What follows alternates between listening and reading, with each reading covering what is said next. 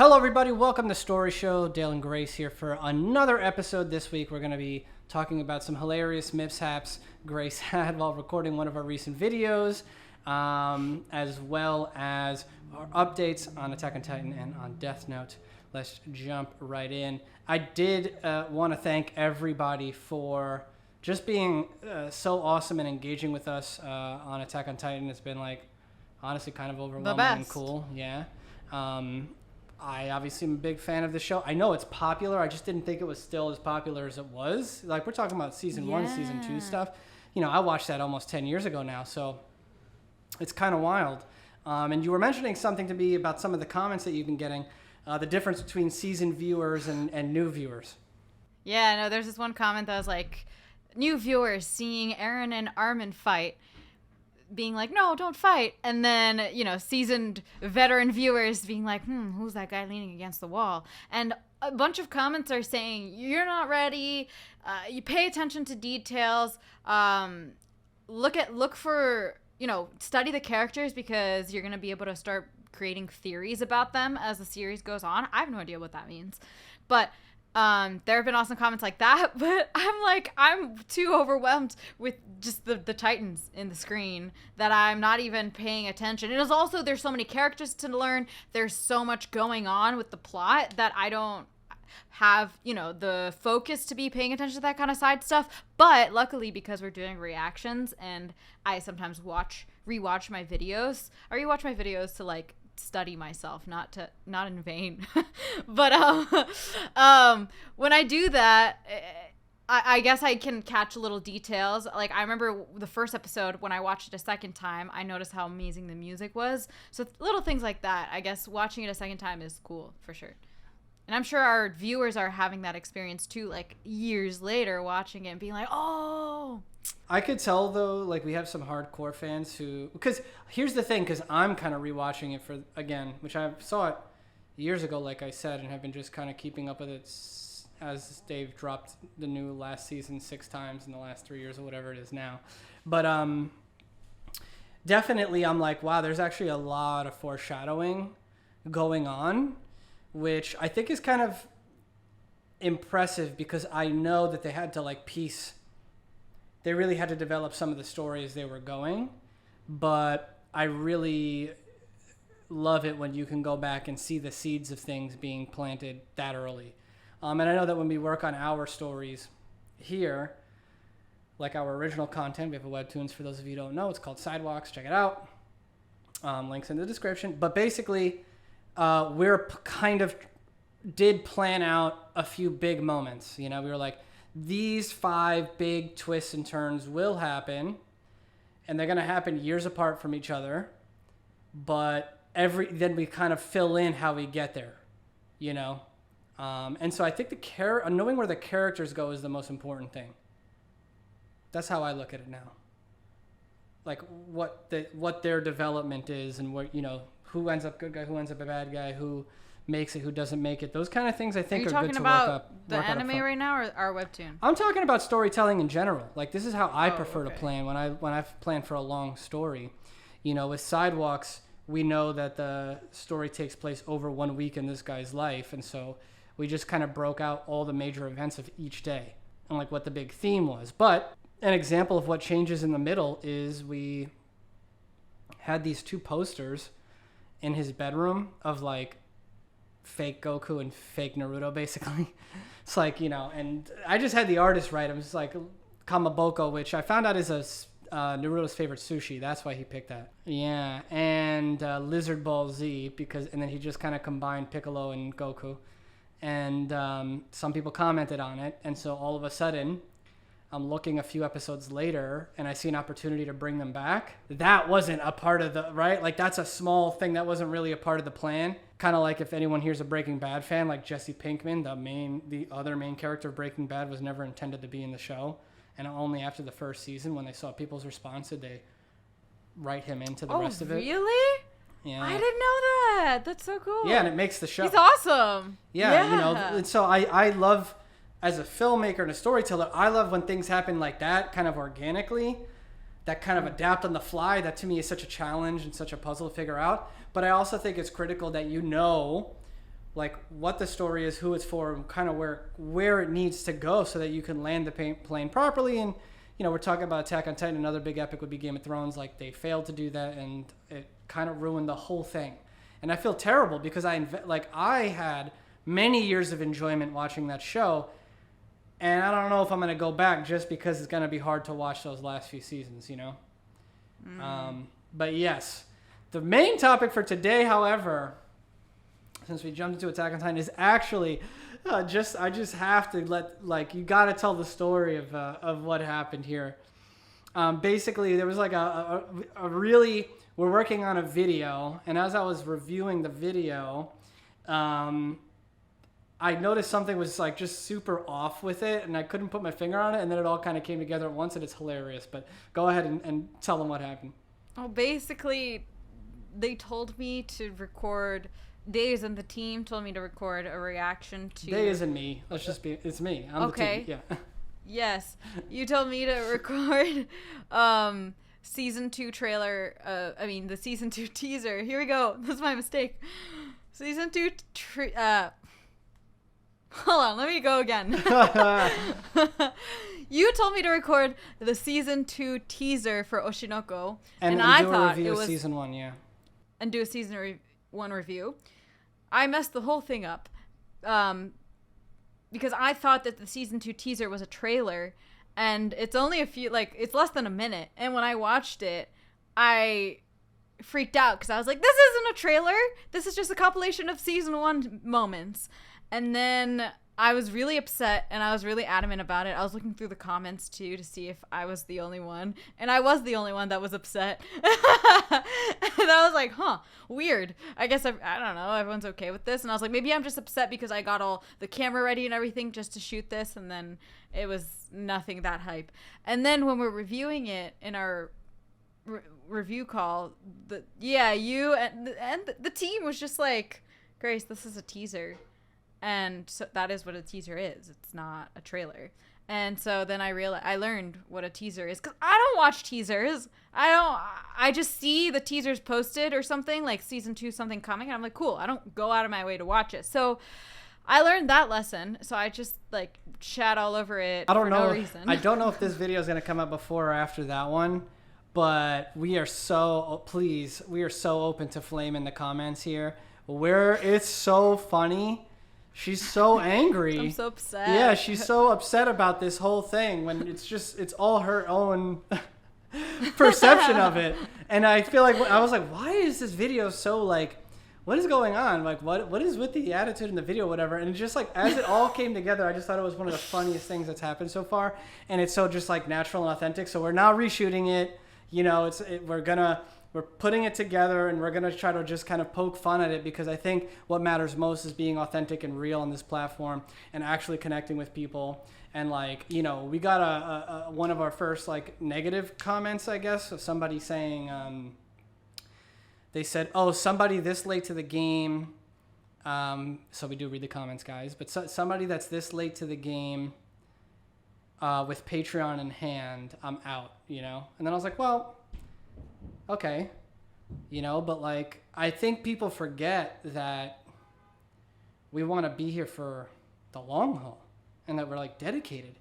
So why wouldn't we?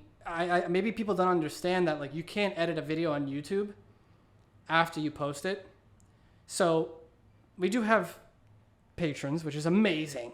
That's beyond what I thought, and thank you to everybody who's supporting us however they can. But in my head, I was like, we should put it in the videos now. And 10 years from now, somebody can see this Attack on Titan reaction and want to connect with us, and we'll be, hopefully much bigger by then, right? So that's kind of really why we did it. And I also, I've been an artist my whole life. This is what do you want us to do? Put all this time and work and effort in for, we have to make a living too, and we love doing this, and we hope that we're entertaining you guys. But, why it felt weird for somebody to be like, how dare you try to earn money? It's not, we're not making anybody do anything. It's volunteer. If you want to join our Patreon, if you want that content, if you want to donate, you can. And so I just thought it was that's my first foray with something like that. I thought it was super interesting, but to which my mom said we should comment, "Thank you, senpai." dude, I'm down.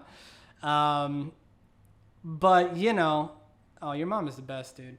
Please, again, comments, guys. Let us know if you want to see Megumi on the channel. I would be so down. She's in the comments if you look for her. She's the only person speaking Japanese. That's right. Find her. And if you see somebody, we won't say the name. We'll let you guys figure it out for yourself who Grace Mom is. But yeah, she's been a fan and a supporter since we started. So yeah, so we shot this video, and I tried to jump on it quick, but now we're like, you know what? There's no rush to get it out because, you know, it's kind of a different thing now. Well, yeah, that's what I learned Also, there's lots too. to learn about reviews. We never did like a review video. And so I'm like seeing a million ways already to improve it for next time. So we're really looking forward to you guys' feedback when. For sure. I'm only getting used to doing reactions, and yeah, I was rewatching a lot of my reactions to Attack on Titan, and I was like, wow, I haven't been consciously thinking of all the things that I used to think about consciously when I started doing Death Note. But it's happening naturally, you know, staying focused with the story. You know, it's funny because, okay, let me get into this. When I started doing these reactions, I think I got too lost in the details, and a lot of times I wasn't, you know, focusing on the big thing that was happening. So that was a big note, you know, focus on the thing that's happening, and then afterwards you can mention little details. And then, so then that became a hard rule in my brain, and so I never mentioned details. And then, for some reason with Attack on Titan, there are so many details to be mentioning. And so I do mention that. And I feel like I found a balance, you know, I like let go of that hard rule. I still follow it somewhat, but now I'm able to say little things. I think it works specifically for Attack on Titan because there's so many action sequences. If you're doing Death Note, it's such a brainy thing and there's so much in the dialogue that I don't want to interrupt with my little like, oh, his hair looks weird. But you know, when it's an action sequence, like it doesn't really matter. So I point out like, oh, isn't Mikasa hot in that scarf or something like that. So, okay. So yeah, that's been interesting. Noticing how I've changed and how I'm learning the art of reacting, which is so weird. I didn't think it was a skill, but it kind of is. I mean, we talked about this before. It is performance, you know? And of course you get better at anything the more that you do it. Now what I'm struggling with now is I feel like I'm getting a little comfortable, and I think it's easier to zone out sometimes. And I can't, like, I have a short goldfish attention span when it comes to shows, like any Gen Z person. And so when I'm watching these videos, though, I have to, like, really be so active and 100% in the video. So I'm Can I say getting what I love used about to that? What I love about that is, like, okay, the fans will keep you honest, you know? The comment, that's yeah, true. and I love that. That's true. So, you know, just because if, like, we are a part of the community. We love anime, and I grew up around it my whole life, and like that's what I want to do. And so, you know, but for me, it's always been about like making it. So when I look at it, I'm like, wow, what an incredible thing they did with the story or with this character. But often I miss just details because I'm so involved in the mechanics of how they engineered the plot. So I mean, I can nerd out. But I'm not big in, with these kind of shows, like in lore, as an example. You know, the lore, what kind of marble do they make the walls out of? And that, like my brother Chris, massive Star Wars fan, shout out Chris if you're listening. He's very much like that. He knows the names of the species, what planets they're from, big on Star Wars, right? And I was never like that, but I was always like, okay, I see, like when Eren does this, what this moment means for him, why this needed to happen. But what I love is, like, obviously these sort of fandom, the hardcore fans that we're getting, they are, and so they'll keep you honest, and I'm catching stuff from them, and I love that. I love that there's that kind of interaction. I love when you're going back and forth with them about little things, you know, little things that are being spotted. I also have to shout out one comment who gave a list of their characters, and I assume it was in their favorite order. I'm a big Hunch fan too, but like how you put Levi at the end, dude. Levi is the coolest character in Attack on Titan, in my opinion. There's like no doubt about it. He is the man. And she hasn't even met Levy yet, so I'm really excited for when that happens. But yeah, whoever wrote that comment. Is it Levy or Levi? Oh, that's probably an eternal debate. I like Levi personally, but I got used to saying Levy, and I don't remember. How do they say it in the anime? I don't know. We'll find out. Okay. It's like, despite how they said it, I still say it both ways. I believe it is Levi, Commander Levi, which is the man. Cool. Anyways, you'll get there when you get there. All right. Well, yeah, it's interesting my reactions, and then I got curious. And the YouTube Studio app, it says what your viewers are also watching. So I watched a few other reactors, and I can't believe I'm doing this only now. I should have done this earlier. But it's so different. I almost kind of didn't want to see it because I didn't want to feel in my head about, I got to do it like them. But it's so different, and I'm kind of glad I went in blind. I had no idea what reaction YouTube was, really. I just... they just stuck me in front of a camera, and I was like a monkey, just like, okay.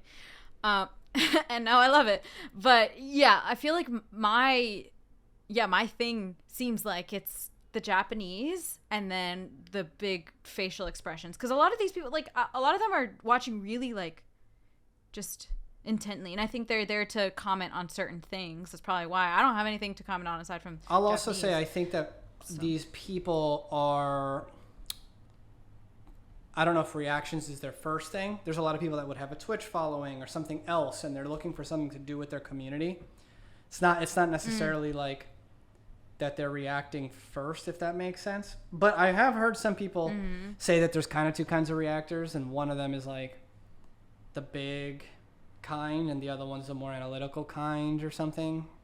Okay. But I think at the end of the day, all it is, especially like on YouTube, it's like, dude, it's building a community. It's being authentic and, entertaining people in some way. And so, I don't know, we kind of did find our style of what we like. But, I'm influenced by, Mr. Beast and Eric and like, and kind of those guys that have really taken, I guess like a version of reality TV or something, really, really pushed what this platform has to its limits. And I just was like, okay, let's see if there's some way we can inject some of that pace or that editing. I remember we have a filmmaking background, so I was like, let's utilize everything we got. And honestly, I'm proud of the way our videos like turn out. And we've said it before. If you guys are curious about our setup, we'll share it.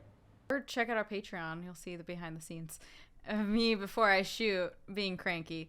But so I think it's really cool that I've been able to, I've been able to be myself. It is still like a performance, but it is like an exaggeration of one part of myself and like a persona. And based on that, creating your own community of people who genuinely like that, it feels like I'm going to hang out with friends.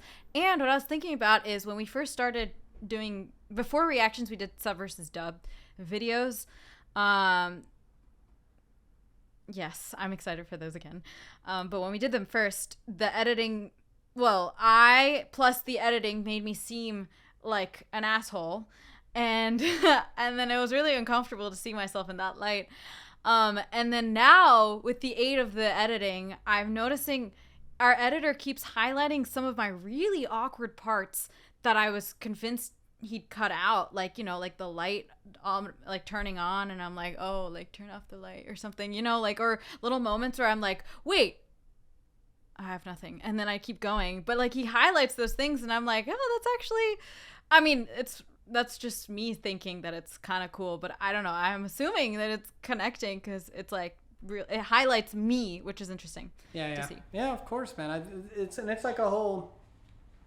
Dude, this is all a big work in progress. This is what's been so fun, but yeah, I'd love for you to tell me like where you are in Attack on Titan now, and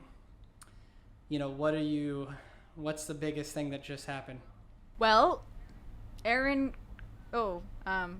spoiler alert, season 1, but Eren got eaten. Yeah, it's the best. And then 2 episodes went by and no one addressed it.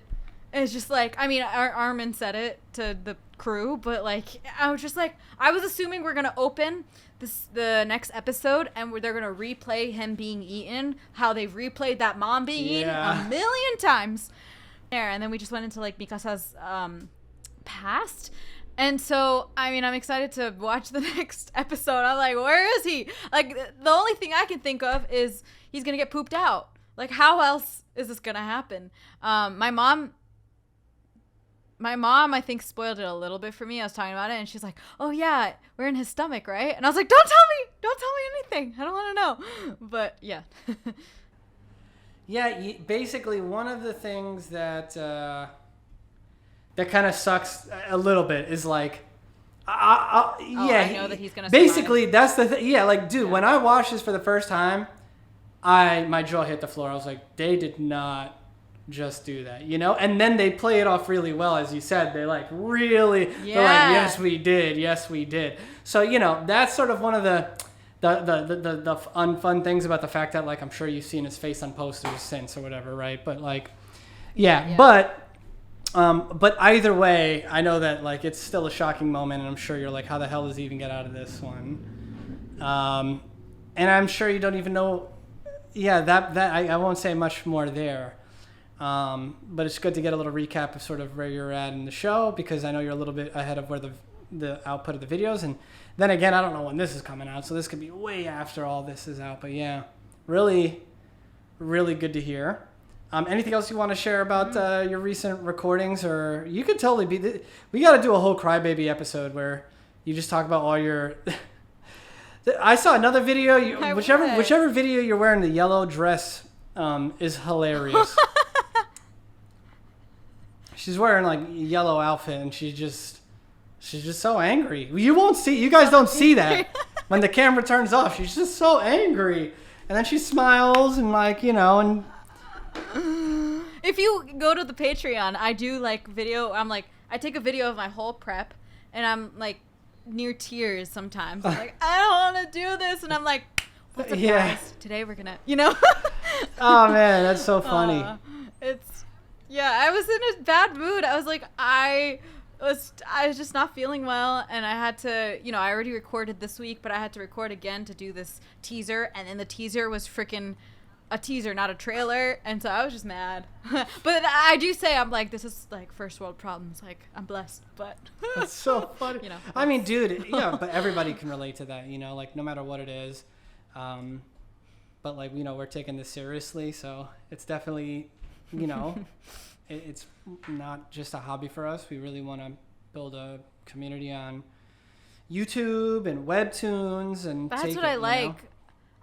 I like doing it, you know, not just when I'm feeling it, but like having a set schedule to record and just like no matter what, just record. Dude, I dig it. Yeah. Okay. And do you want to talk at all about Death Note, or do you want to save it? Save it. Not a problem. Guys, this was a fun one. I hope that you guys stuck around to the end, and if you did, we really do appreciate it. Of course, check out Sidewalks, available on Webtoons Canvas now. And please keep commenting and responding to all of our reaction content. We really appreciate it. We really like the community that we're building here. It's been a lot of fun. You know, we do this every time. Thank you, guys. We love you. And don't forget to like and subscribe if this video brought you any value. Take a look at what we got in the description. Have a wonderful day. We'll catch up with you on the next one.